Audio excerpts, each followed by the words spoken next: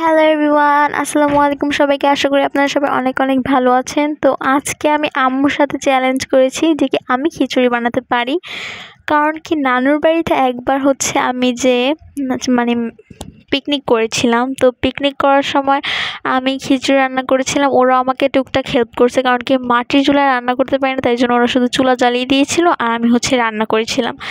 তো আমি চালগুলো ধুয়ে নেওয়ার পর পেঁয়াজ মরিচ তারপর এসব কেটে নিয়েছি। তারপর আমি পেঁয়াজ এবং রসুনগুলোকে তেজপাতা দিয়ে ভাজছিলাম, তেল দিয়ে, সাথে তেজপাতাও দিবেন। এবং চাল দিয়ে পরিমাণ মতো পানি দিয়ে হলুদের গুঁড়া আর লবণ দিয়ে মিক্সড করে নেবেন। আমি আলুও দিয়েছিলাম।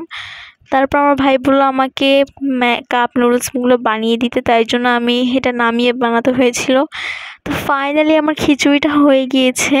খিচুড়িটা খেতে এত মজা ছিল যা বলারও বাহিরে।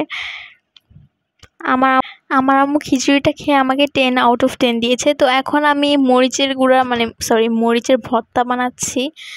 তাই জন্য আমি মরিচের গুঁড়া নিয়েছি এবং লবণ এবং দুটি কোয়া রসুন নিয়েছি। তো ফাইনালি আমার মরিচের ভর্তা বানানো শেষ। আর আম্মু হচ্ছে বাসায় আলু ভর্তা বানিয়েছিল, কারণ কি আম্মু জানে আমি এটা বানাচ্ছি। তো আমি এখন নিজেরটা নিজেই নাম্বার দেওয়ার জন্য খেতে বসেছি।